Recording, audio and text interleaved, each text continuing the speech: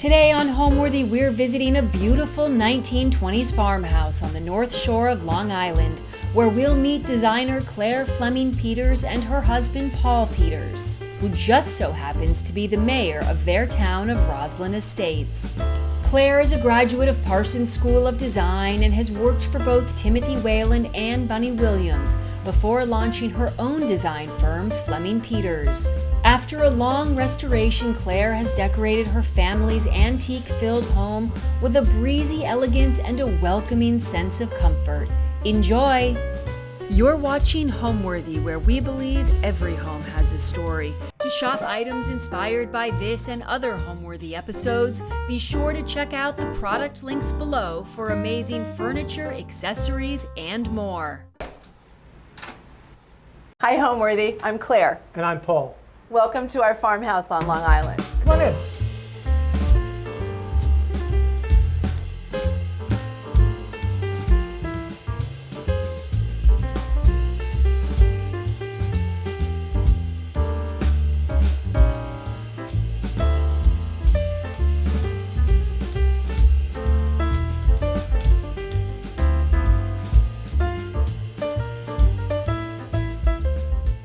Hi, I'm Clare Fleming Peters.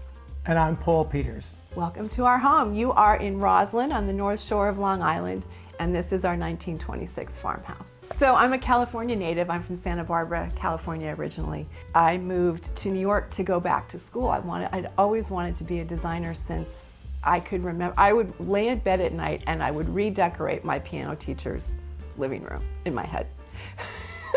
And I loved her, but she didn't care about what her house looked like. And so I would think about that. And just, it never went away. So finally in my 30s, I thought, well, it's now or never. So I applied to Parsons and I met Bunny Williams, and she invited me to New York to work for her. And that was 23 years ago. And then I worked for her, and then I worked for Timothy Whealon, which was another great A-level designer. And then I met Paul, and we met online. eHarmony was our how we met. Yes. And we communicated by just writing back and forth like 2 or 3 months. And I loved that he was funny and he knew how to spell. A lot of That's people important. don't. Spelling is important. My name was spelled right immediately.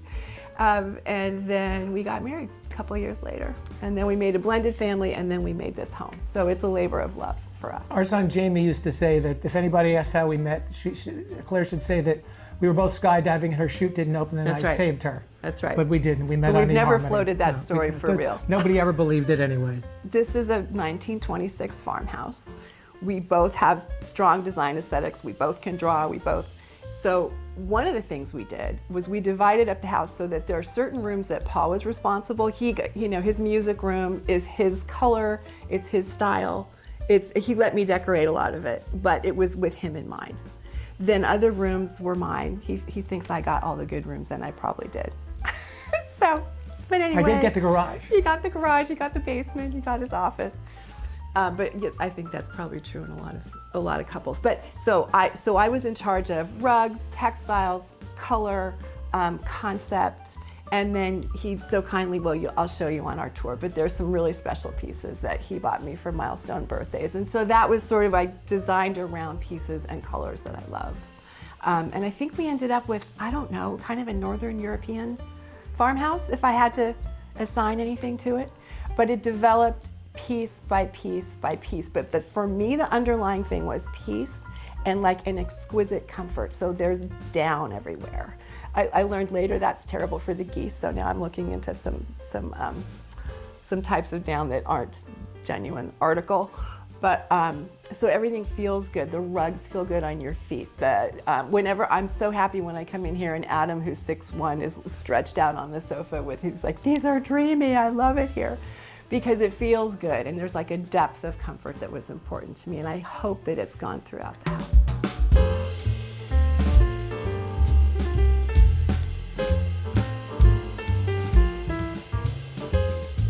So, welcome to our foyer. This is the beginning of the story of the farmhouse, and the initial idea was to feel as though the outside gardens came in and swept through and went out the back door. That was the idea. But to soften it, we added an antique Ushak rug And this clock is Dutch. I'm sort of a sucker for Northern European antiques. You're going to see a few more of them as we go through the house. So I really particularly love this. It's been scraped down. It's not the original color, but I like it better that way. It's Dutch, if I didn't say that, from the 1860s. Then something else I really have invested in from the beginning is professional photography with our family. And this is Paul and me with our beautiful mare, Smooth as Brandy. And we used it for one of our Christmas cards, and I wanted it to look like it was snow, but we didn't have snow, so the photographer made it look as light as possible to give the impression of snow. In terms of like an overall design concept, I wanted it light, and I wanted it to feel like nature. So a Farrow and Ball is my go-to for color. So these walls are ammonite, so it's sort of all like a play on, and I'm from California, right? So there's an English country, Northern European farmhouse feel, but also with California, hopefully, freshness and colors of the sea and the sky and the sand. These flowers are from our garden. And I did them this morning because I couldn't find the branches that I wanted for this. So I just went out, and a dear friend of mine always said, go and see what's blooming, it automatically goes together. So that's what I did. This table is from John Darien, which is one of my favorite shops down on 2nd and 2nd in New York City. And these are some of my favorite design books. David Adler is one of my heroes in country houses, and that's what this is all about. And my mentor, Timothy, I had two, Timothy Whealon and Bunny Williams, and this was one of Tim's favorite, and he even did a house by David Adler in the Midwest, so it kind of always reminds me of him. And Bunny always taught me, for example, flowers from the garden, not from a florist. Every time she gave a party, there was always a place to sit. There was always the same caterer that you knew by name. So she cared very much about beauty, but she also made sure that every chair had a table, a drinks table, and a light, and I hope that you'll see her influence as you move through the house.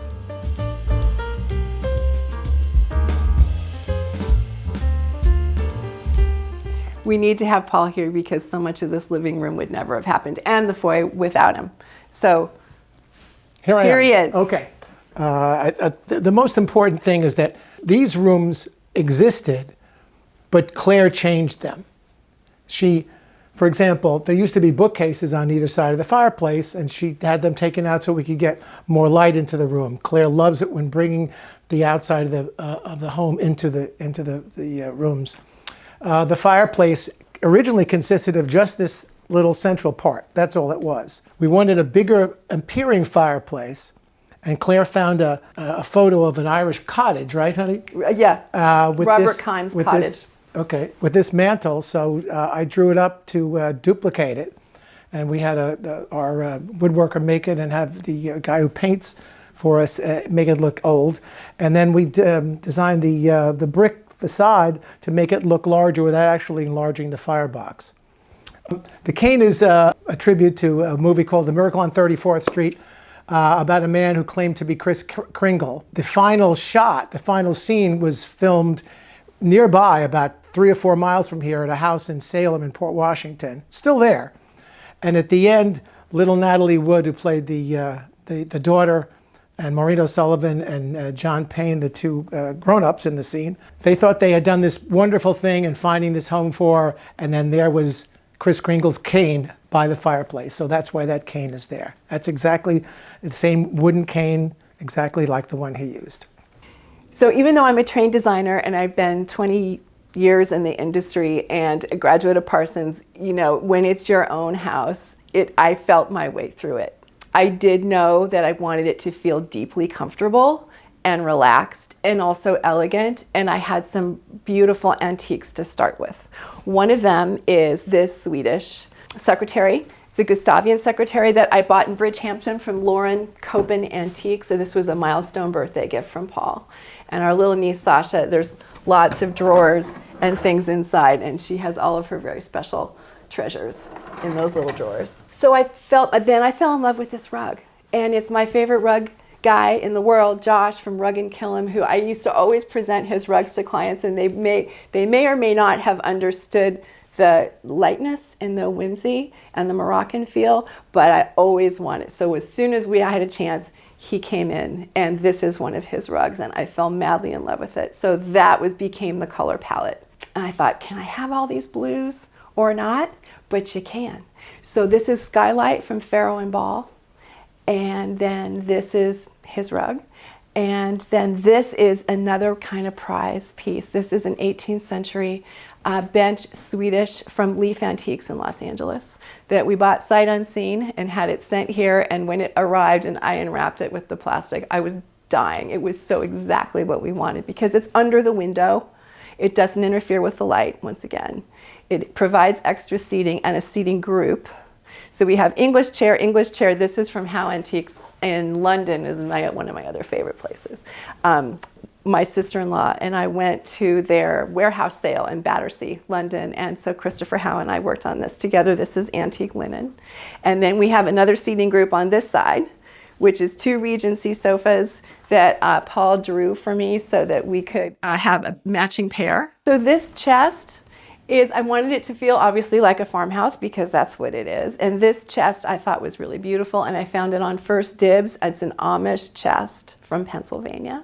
Again, from I think 19th century, 1840s, something like that.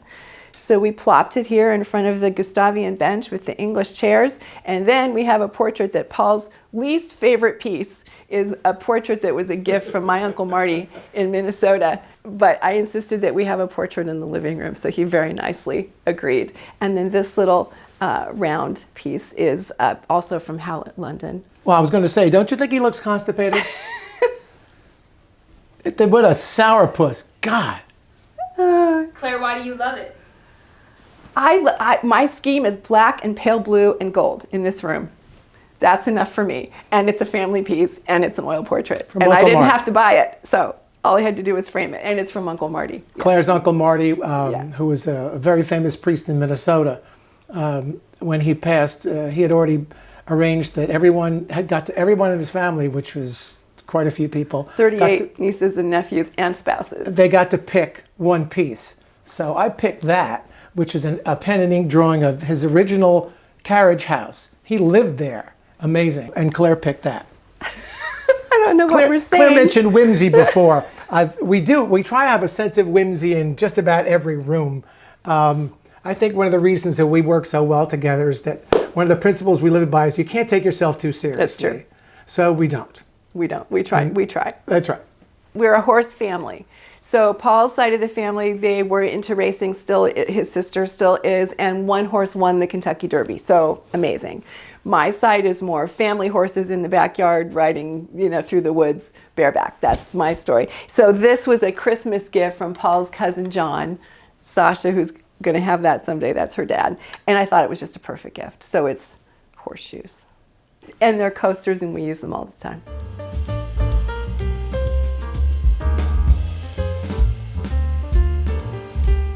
So now I'm going to take you from the living room through the foyer into our dining room, which is directly before me. It was really important to Paul because we have such a big extended family that we have table service for 12, and so that's what we have. And I didn't want to have 12 chairs around the table, so I found this 17th century bench in Sheffield, Massachusetts at Cupboards and Roses, but it was too small and it wouldn't really serve any purpose, and it was $1 million. So I took the picture to Paul and I said, can I have that as a bench so that we can have seating for 12, but it breaks it up a little and it carries the Gustavian theme into the room. So that's what he did. We have Claremont leather on the chair seats. These are from Country House Antiques in Montecito. I wanted this room to feel very gardeny, and so I took a book that I got at the New York Botanic Garden, antique garden sale that they have every year, and tore it apart, and my friend Barbara Bellin came and she watercolored in, these are all antique French gardens, and she watercolored them for us because I didn't know what to do with this wall. It was this huge wall and it just was empty for a while. So that's what we did with this wall. Again, for the garden feel, this is hand-painted English wallpaper from Farrow and Ball that just carries the flower theme through. And this is my pride and joy. This is a milestone birthday gift from Paul that his sister Gail helped him find because I wanted, what is her name, Aunt Violet? Yeah, from Violet. Downton Abbey? Violet. I wanted Aunt Violet's silver tea service from Downton Abbey. And so this is darn close to the actual one. And it's my pride and joy. It's from the 1860s. It's British and I love it. The Dowager The Countess. Dowager Countess. Table and chairs, Ruby Beets in Sag Harbor. So the colors are very soft and subtle and natural in the house by design, but the idea is that the flowers and the people and the children and the toys, they provide the life and the light. I just wanted to show you a few of these plates because I'm not usually a huge color person, but I do muted colors and then I add things in that are really special. So whether it's beautiful flowers for a Christmas party or whether it's what I'm wearing, or in this case it's the plate. So when they're set on the table, it really lightens the room and makes it very whimsical. So these are called play plates. They're from Laboratorio Paravenici in Milan. And if you spin them, Paul says if I was on the Ed Sullivan Show, I could spin them, but since I'm not, you'll have to imagine. But these are birds, and there are horses jumping over jumps. I don't know if you can see those. And there are little girls on a swing.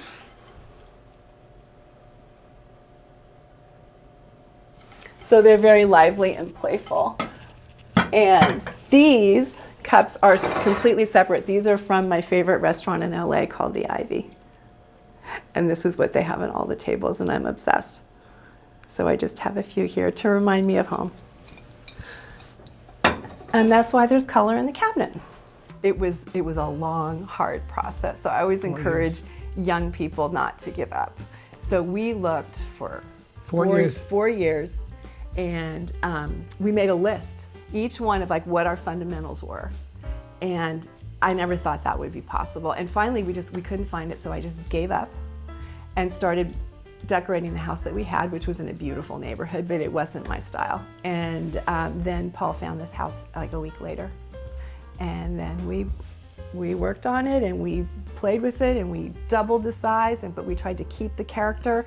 Our village, Roslyn Estates, Paul's the mayor, is a very storybook, which was originally designed by Dean Alvord, who's very famous for really beautiful housing. It's a development, believe it or not. I didn't realize that, but it was founded in 1933 or something, yeah. But this house was from 1926. And so here we are, and it's finally complete. It took about 5 years to really finish the house. The main thing that each of us had, Claire wanted a water view, and I wanted a front porch. We also wanted a large kitchen family room. We wanted a place basically where we could have family and friends over all the time. Enough bedrooms that people could sleep over, friends could stay, family could stay. So when I saw the listing for this, one of the photos was a view from the living room looking out over the front porch to the water, to the pond down there. I said, that's it, and we got it. And everybody said, he's never gonna move. He's because it was later in life for both of us, but he said, if I find the right house, I will.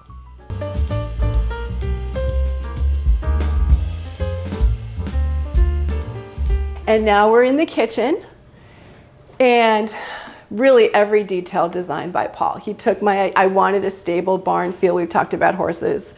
So the old kitchen ended here, and we wanted a family room, breakfast room, everybody together space. And so we added on from there on out. In addition to the stable horse feel for the farmhouse, I also wanted people to come in here and feel like it was a candy kitchen or their favorite bakery, or just a really special fun place where treats were allowed. So that's what this room is about. These are French lollipops I got from Copper Beach via France, out in Belport. This pantry, because we didn't have a pantry, and I cook all the time and we have a lot of people, so this is an 8-inch deep shallow pantry that runs the length of the wall. And I said to Paul, I can't live here if this is all just wood and there's no light coming through. So he worked and he worked and he worked like up late till 2 o'clock in the morning, I don't know how many nights, and made this happen. So it's light above with a skylight beyond and our powder room below. And then this, I just mirrored it so it would feel like windows even though it's not. So now I'm taking you into the breakfast room from the kitchen, and I don't set the table like this every morning for breakfast. It would be nice if I did. But these are where we have our really casual family meals, and this is how I would do the table if it was an elegant dinner. And everybody seems, this farmhouse table I found from Jason Home on First Dibs, bought it sight unseen. It took 3 years to find, because you can't find a table from the 1840s in France that's this wide.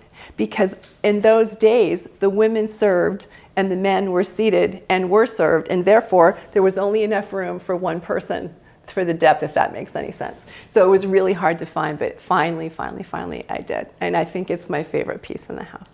When I'm decorating or designing, something that is like very intuitive to me is I'll start with something new, or I'll start with something old, and then I'll want to go the other way and then back again.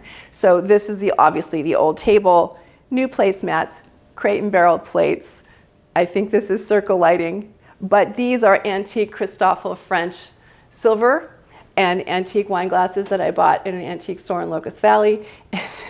And I know it shouldn't say Evian, but I love the shape of these bottles, and so I just think they're really elongated and elegant, and they take a single bloom.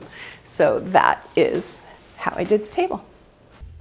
The first word that comes to me is peace. And when our son Adam wrote us a Christmas card the first year we moved into this house, it was the most beautiful card. I'll find it for you if you want, but it was about how this house is peace and tranquility, and he said, and every day is Christmas at the farmhouse, which just meant success to me.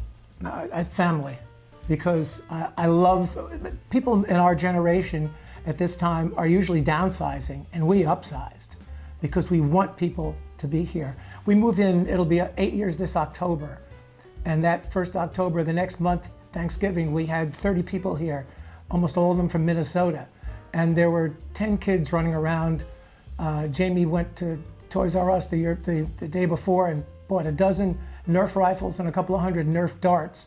And and people were running around, everybody stayed over, every bedroom was filled, and it was wonderful. That's one of the happiest days we've had here. Claire talked about our different styles. It's absolutely true. If it had been just me by myself, I would have lived in a Frank Lloyd Wright home with all built-ins. This would never have been my idea. And yet, this is exactly what it came to be, this home. This makes it a home. It doesn't feel like some sort of showroom or a commercial space. Hopefully not. And we use every room, which is another thing I also wanted to. And the kids are so respectful. If you ask them to use a coaster, they do. They're adorable. And they run around and they give each other tours, and so they feel like it's their house too.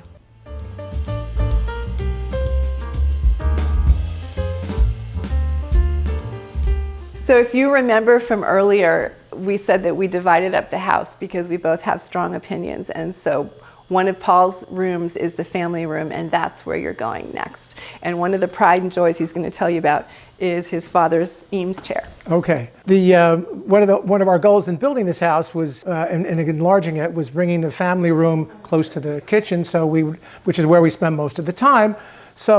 But we also didn't want it to overpower the kitchen, so it's down 3 steps. It also means that way Claire doesn't have to look at the ugly sectional couch that I wanted, because I like everybody gathered together to watch an old movie. We have this big sectional couch with 2 recliners, one on each end, where we can all gather together, watch movies and laugh and stuff like that. One of the features is this terrible old Eames chair, which is must be about 60 years old now. It was my dad's. He went through a whole bunch of chairs trying to find something to be comfortable in, and he never was. So he tried this for a few months, hated it, and gave it to me. I had it with me in college. My roommate, Max, and I, my best friend, we would share times listening to it. Whoever got back to the room first determined whether it was the Beatles or opera, which would be Max. It's taped, it's worn, but it's still comfortable. One of the great features of the family room is this display on the wall, which is actually a piece of a church wall from the 1800s. It lists, just a portion of it, it lists some of the contributors to the church. If you look at the dates, 1812, 1854, 1855, Claire and my sister Gail were in London at this warehouse sale. What was the name of the dealer, honey? Howe London. Howe London. So she found this. It was just sort of on the side there. And she called me about it. And so I'm standing on the couch here, measuring the whole thing with a tape measure to see if it's going to fit. And it turned out it fit perfectly. So we brought it back, and one of our friends, the carpenter, put a big wood cleat on the back of the wall, on the wall, and on the back of the piece, which was already framed. That's exactly the way it was at the Howe warehouse, and it was shipped in the container with all the other stuff all the other treasures that they found together. I'm a model train fanatic, and I have a large collection of post-war Lionel trains. And one of the deals we had when making this our home was that the boxes that showed up on a regular basis would not be accumulating anywhere in the house. So we built a museum downstairs to display the model trains, the Lionel trains. And I'm going to take you down there now. There we go.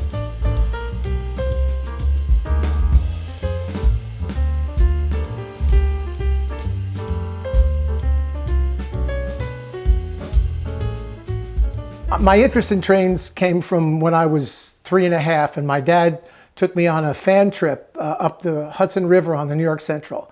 And I was from Grand Central Terminal, and it was amazing. Plus the first 2 trips we took to Florida were from Penn Station, a beautiful, wonderful, original Penn Station.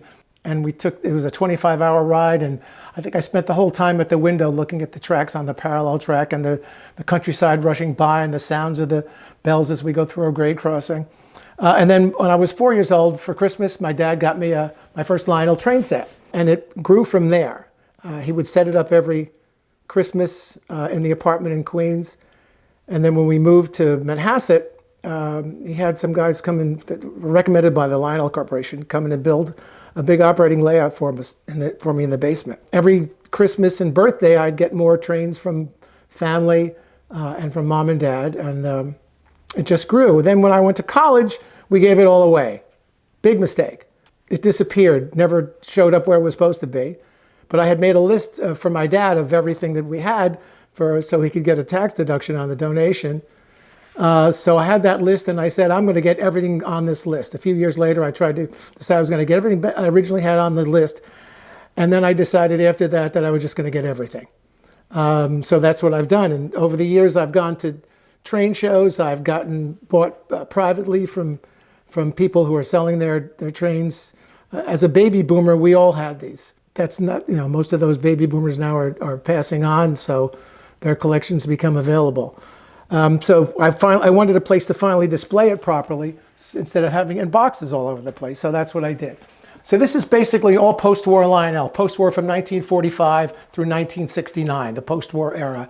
And they're arranged by category. These are gondolas over here, boxcars over here. It may look like there's 20 of the same piece, but they're all slightly different variations. Lionel is a toy company, and their production methods, sometimes they changed over the course of a year or two when they were making additional runs. So as a collector, those kinds of variations, like the variations in color, rivet detail, and stuff like that, are important to us. And I wanted a way, as I said, to display them properly, that people could see them easily, and I could see them easily without having to continually dust them. So I designed these cabinets, and our cabinet maker manufactured them. He thought he says, you can't possibly fill all these cabinets, can you? Well, I did. Right now we're under the garage. Like I said, they're arranged by category. Here we have cabooses and more box cars, passenger cars. I'm sure to your audience it's not going to be fascinating as to what the variations are, but when classic toy trains came through here, the guy was having an orgasm. I'll show you the favorite one. It's actually a train station. It's over here. This is a work in progress over here. This station right here. When Lionel was about to make a new item for their product line, they would usually make a model of it first, a model of the model, handmade, to see if it was going to sell, and they would display it at Toy Fair. And if they got enough orders from distributors, then they would make it. Well, this is a wooden model of this plastic station that was in the Lionel line for a long time, starting in 1949. When they first built their new showroom layout in 1949, this plastic one wasn't ready. So they put the wooden mock-up on the layout. And this is that wooden mock-up. This is essentially priceless. If you can see the variation, you can see that the handmade one had the chimney on the end, whereas the production model had the chimney on the side. So this piece is it right, that's right there. And this is the photograph from the 1949 display layout in their headquarters. So that's what makes this one special. This is probably my favorite one, favorite piece.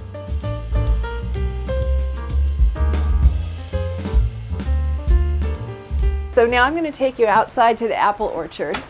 Here's our wraparound porch, and it wraps. There's a little dining area in the back there if you can see it. This was added by Mrs. Block, who bought the house. Gosh, I don't know when she bought the house, but she was the second owner and we're the third owner. We added this pergola here, and we added this whole cottage, which is my design studio. So I work upstairs. And Paul loves English gardens, so this is our English garden, and there's 3 espaliers in the back, which we bought at Martyrs Nursery out in Bridgehampton, and they're Asian pears. Then this driveway, I wanted gravel. He didn't because of the snow, which we don't have anymore. So we compromised. Our architect had this outside his offices, and we fell in love with it, even though it's a little tricky to keep it going every year because the cement expands and contracts with the weather. But this way we have it feel like a country lane. And then we added an orchard here. It's a small one. It's 6 apple trees. There's Macoun and there's green apple.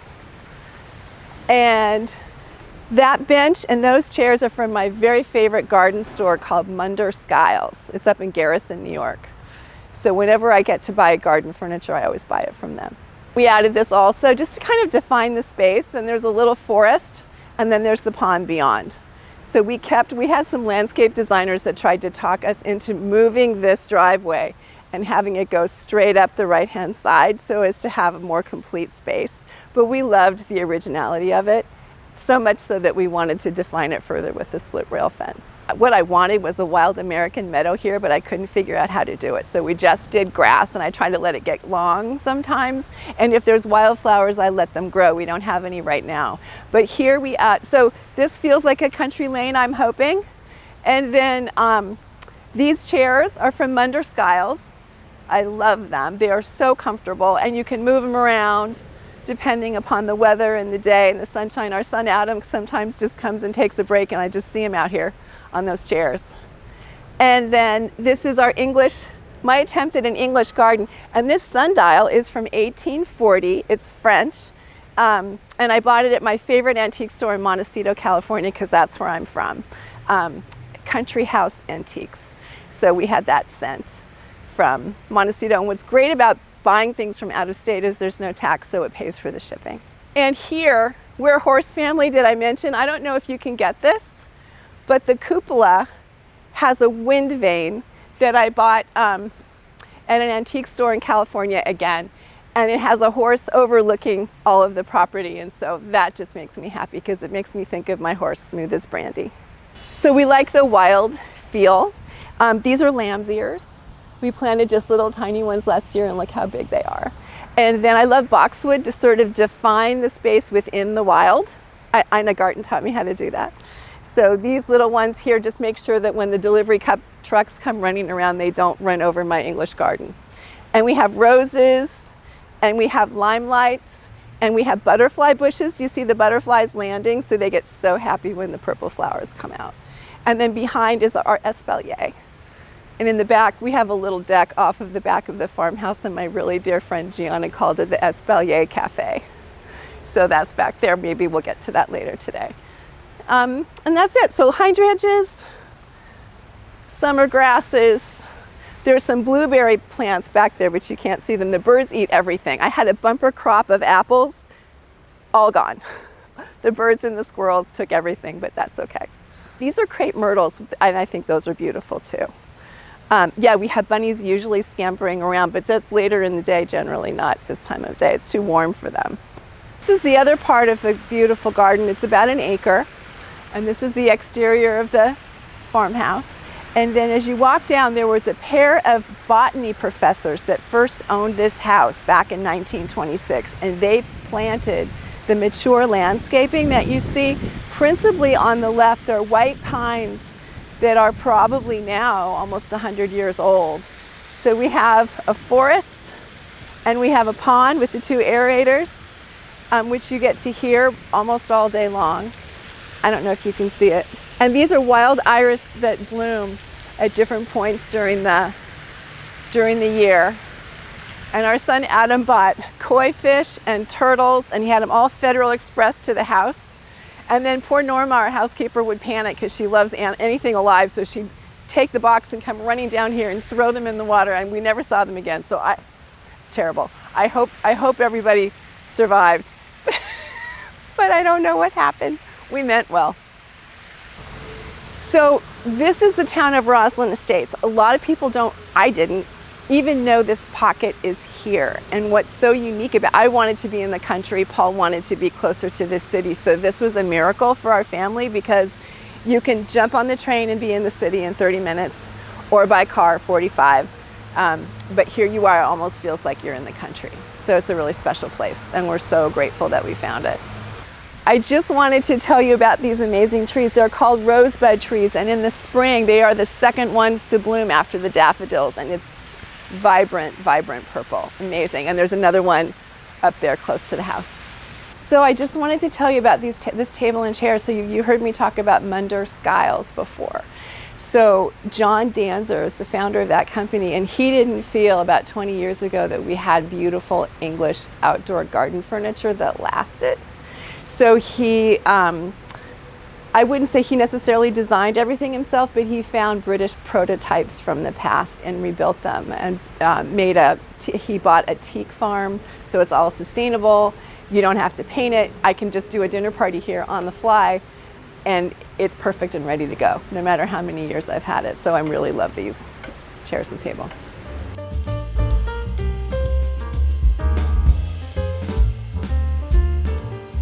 Okay, so now I'm going to take you upstairs. This is again a rug and kiln runner, which I love because it carries in all the sand and the creams and the taupes of our scheme. And this is a picture of the four of us at our beach house in West Hampton. So welcome to our bedroom. This is the idea was to feel as serene and to wake up with beautiful morning light and to sort of emphasize the sunshine quality that comes in through this window and that early in the morning. So this is Tallow by Farrow and Ball. And this is a really special piece. Once again, Paul came to the rescue.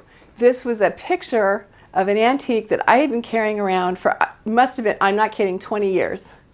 And I said, you know, I would love this cabinet to hide our TV and to give us some extra storage. And so there were dimensions on the bottom of that photograph, and he was able to draw it and make it to our specifications and was built by a mill worker here in town.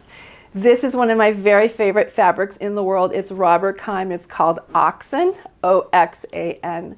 And I just absolutely love it. But we always laugh because we can't agree on the headboard. So here I am, a designer, and Paul an engineer, and we have, I think the little boy was 9 years old. That's his headboard. And we like it for functional reasons, so until we can come up with something better, that's what we have.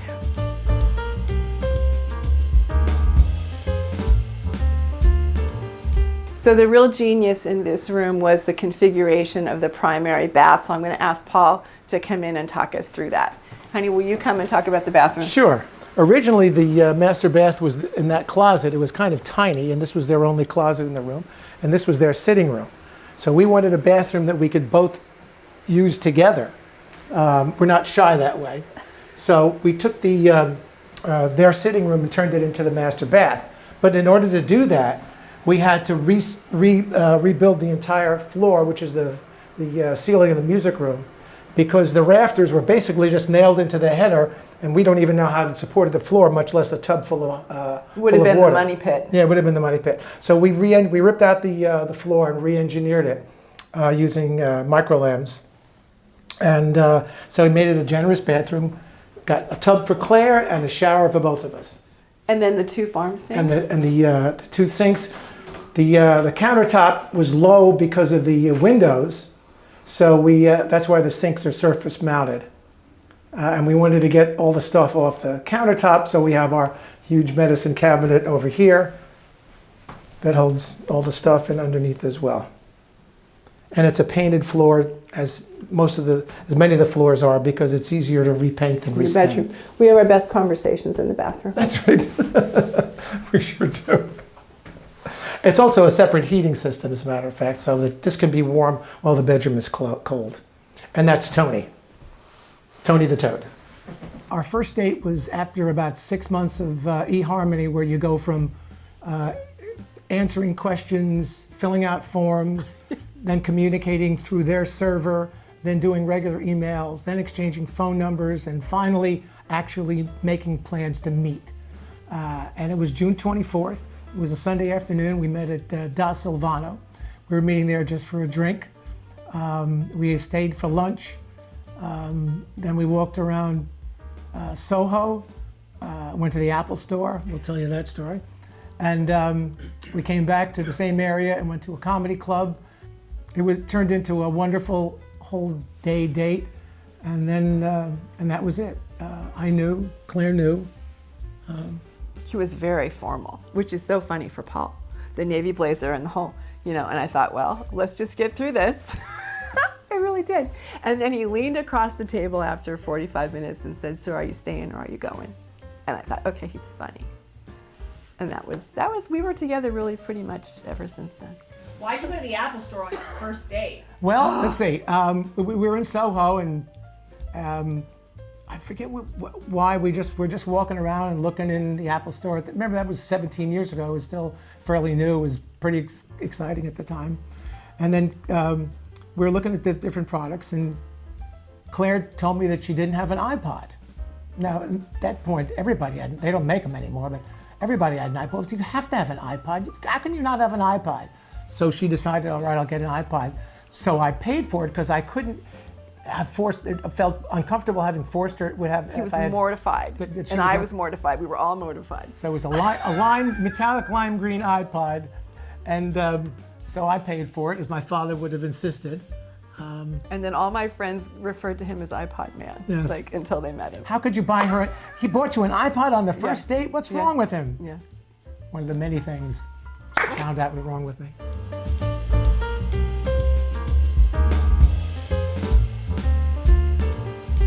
So this is my sitting room. That I always believe in an upstairs sitting room or living room if you can possibly figure it out, because that way there's somewhere else for the family to gather privately if there's a big event going on downstairs. So we created this from a little guest bedroom. Originally the room had a little slit window up here, and this is the roof of the porch. So it was strong enough to support it, so I opened it up with French doors and built a little veranda out there where you can sit. It overlooks the pond and the patio below. So it's great in the mornings on a nice spring morning to have a cup of coffee out there or whatever. And it also brings, as Claire loves to do, bring the outside into the house. That's much as possible. One of the driving forces in the design is to bring out the outside in. And then the fabric this is paper-backed fabric. This is Indian print from Les Indiennes. And then we paper-backed it and hung it as though it was wallpaper, because I wanted to feel like the inside of a hat box. So I don't know if you noticed that the floor is pink, but that's just kind of a little fun thing that we have. And then these 1950s Terence Conran tables were found in Battersea in London. These Regency chairs, same from my favorite Christopher Howe London Antiques. This sofa is all Les Indiennes fabric. Paul designed this chaise for me, and this is a beautiful Gustavian, carrying the Gustavian theme through. A beautiful secretary, again from Leaf Antiques in LA. And these are all family photos. This is my dad and his brother, and my dad grew up to be a naval pilot in Korea. So that's really special to me, with his little brother, Uncle Pete, who sadly passed away. This is our son, Jamie. This is my wedding day. This is some dear cousins of ours, and my mom and my Uncle Jim, who just passed away at the age of 93, and he will be sorely missed. I couldn't figure out what to put on this wall because it's such an active room, but I felt that it needed something. So I'm sort of obsessed with Africa. Paul took me there 5 years ago, which is the trip of a lifetime. And this is an African, it's called a juju. It's actually an African crown. And so that's what that is. I found it in pink and hung it on the wall. So this is my sitting room, so it's a really special place, and I come here in the mornings and think about family. And so this is my dear stepson Adam, our eldest.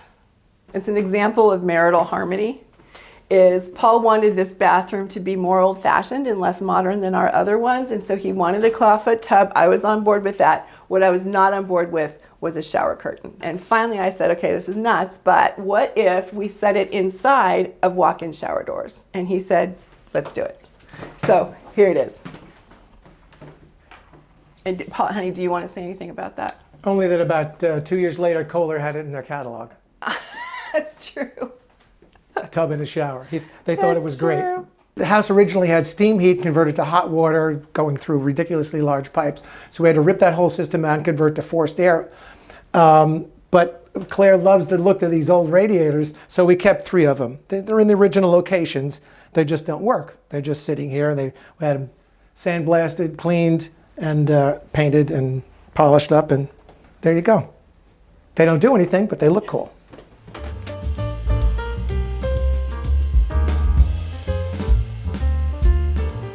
So there's a 3rd floor, it's the attic. And we have a bunch of nieces and nephews, all of varying ages. And so the 2 in particular were 8 and 12 when we bought this house, and now of course they're in high school and college. And we have kids' rooms, but we're keeping them. This is all their art that they've made for us over the years. Every Christmas and birthday, it would be such a special, treasured gift, would be a piece of art from them. So then I just wanted you to quickly see the upstairs bedrooms. So this is one, and this is we designed this bed, and then this here pulls out. There's another mattress under here. It pulls out, and then it can rise and be a queen-size bed or a king-size bed, or it can just sleep 2. And then there's one more this way. And this is, we call this the bunny room and the bunny bath. So this is fabric that I love. This is C&C, it's from Italy. This is Rug and Killam, an antique Moroccan rug. This is a really special piece from John Darien from Antwerp. These are John Darien lamps, Les Indian fabric. I had those headboards custom made. And these are Hugo Guinness pen and ink, because Bunny always taught me that you want children to grow up with sophistication and art, so it's childlike but not childish. So this is my attempt to honor what she taught me. This is the bunny bathroom, carrying forth the theme from the bedroom. Hunt Sloanen is a favorite artist of mine, and so this is a wall covering I found that reflects his work from Lee Joffa. So we just decided to paper the upstairs bathroom, and we all call it the bunny bath.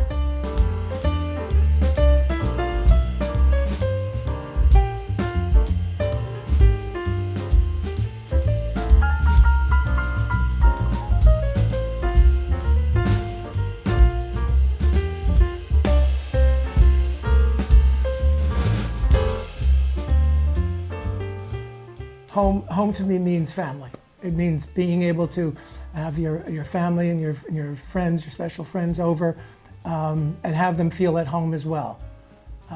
And we have that. As a matter of fact, Claire's dear friend Susan, coming into the driveway once, said she was like coming into a dream? What she said they had driven from the Hamptons late at night. We were having cocktails here for them, and she said she drove in and she felt like a little child, like, oh, I'm home. And so that was one of the best compliments we've ever received. Home to me means, well, I think I've tried to express it non-verbally in what it feels like when you come in. And I know that might be hard for anyone you're all invited, by the way. You want to come.